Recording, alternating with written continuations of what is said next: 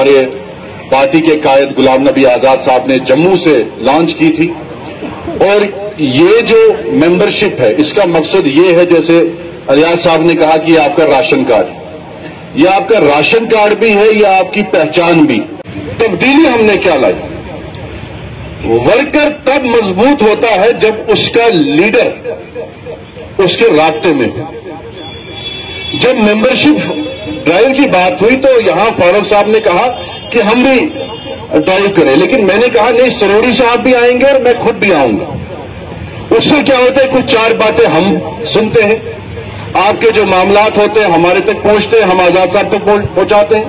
और यहां एक कल्चर था ठेकेदारी का कल्चर कि आजाद साहब से अगर मिलना है तो सिर्फ एक ही आदमी मिल सकता है।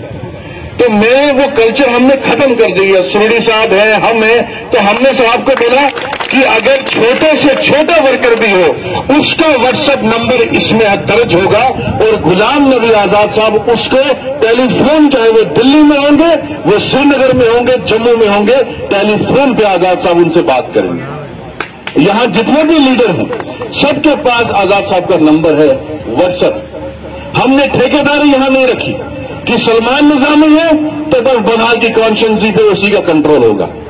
यहां बराबरी उतनी ही डॉक्टर खाने साहब की होगी, अलियास साहब की होगी, मुनीर साहब की होगी और फयाज साहब की। 11 बजे से लेकर शायद 5 बजे तक कोई भी बंगाल का जितने भी लोग थे कोई उठा नहीं, इसलिए वो इमोशनल हो गए।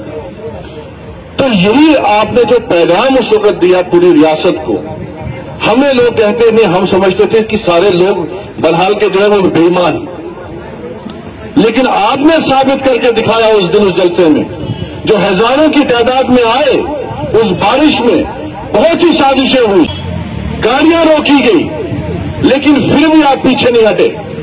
आपने वो जलसा कामयाब किया और जम्मू कश्मीर के उस एक एक बंदे को जवाब दिया कि बंगाल के लोग बेगैरत लोग नहीं है, बंगाल के लोग जो है बाईमान लोग हैं, बेईमान लोग नहीं है, जो एक पोस्ट के लिए, जो पैसे के लिए अपने ईमान का सौदा कर सके।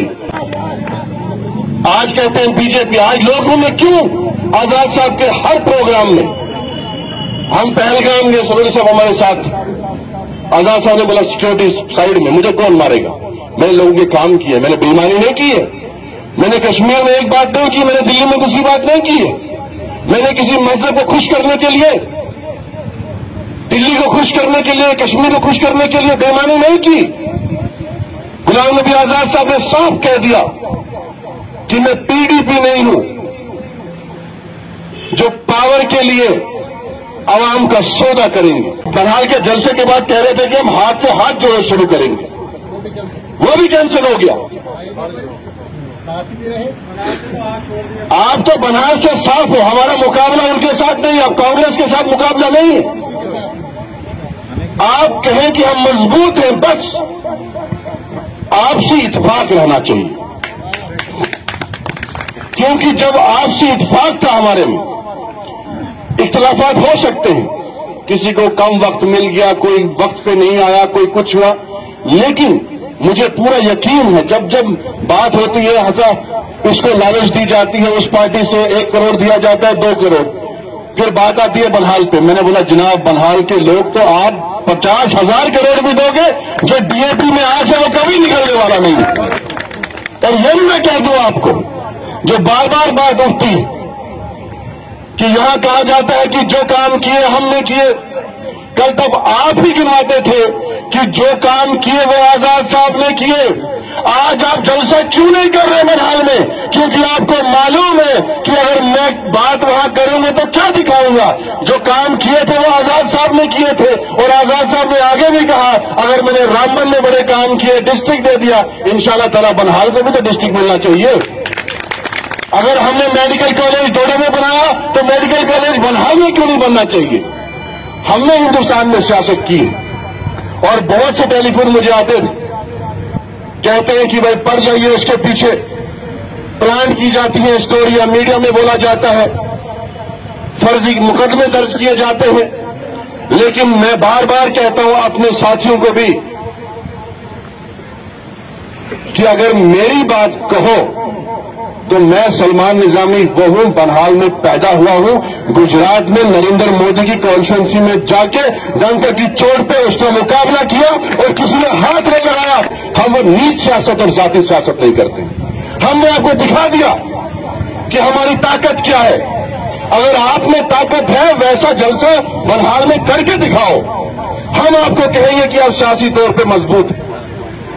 اگر ہم کتابیں کھول دیں، ہم نے پورے ہندوستان میں سیاست کی ہے، میں نے پورے ہندوستان کے کاٹ کاٹ کا پانی پیا ہے۔ اگر میں منہ کھولنے پہ آ جاؤں، آپ کا گھر سے نکلنا مشکل ہو جائے گا۔ لیکن ہم وہ سیاست نہیں کرنا چاہتے۔ ہم سیاست کریں گے تو کام کر کے دکھائیں گے۔ جیسے آپ نے جواب دیا جلسہ کر کے، ویسے جلسے ہم انشاءاللہ نیکسٹ آزاد صاحب کو کھڑی میں لائیں گے، وہ منگت میں جائیں گے۔ 4 دن کا اگلا پروگرام ہوگا، آپ تیاری کرو، اور آزاد صاحب بنہال میں پھر سے آئیں گے انشاءاللہ مئی کے آخر میں یا جون میں۔ ہم نے نیل بھی جانا، میں فاروق صاحب کو مبارکباد کرتا ہوں، انہوں نے تنظیم جوائن کی ہے۔ ہم رامسو کا پروگرام بنا رہے ہیں، ہم مہو منگت کا پروگرام بنا رہے ہیں، ہم نیل اور ہر جگہ جائیں گے۔ اور جس طریقے سے آپ کہتے تھے آزاد صاحب آئے ہیلی کاپٹر پہ آئے چلے گئے، لیکن میں نے آزاد صاحب کو ریکویسٹ کی ہے، میں نے بولا جناب جب تک ہمارا ایک ایک ورکر جو ڈی اے پی کا ممبر بنے گا، جب تک آپ 5 منٹ ایک ایک ممبر سے نہیں ملو گے تب تک آپ کو یہاں سے جانے نہیں دیں گے۔ کیونکہ آپ نے اگر میری مخالفت کرنی، ڈاکٹر صاحب کی کرنی یا الیاس صاحب کی کرنی ہے، سامنے کریے۔ اگر آزاد صاحب نے اس وقت ڈگری کالج دیا، انشاءاللہ ہم چاہتے ہیں کہ بنہال میں یونیورسٹی بھی بننی چاہیے۔ کیوں ہمارے بچے دلی جائیں پڑھنے کے لیے، کیوں ہمارے بچے جو ہے کشمیر جائیں پڑھنے کے لیے، تو یہ کام ہم نے کرنے ہیں۔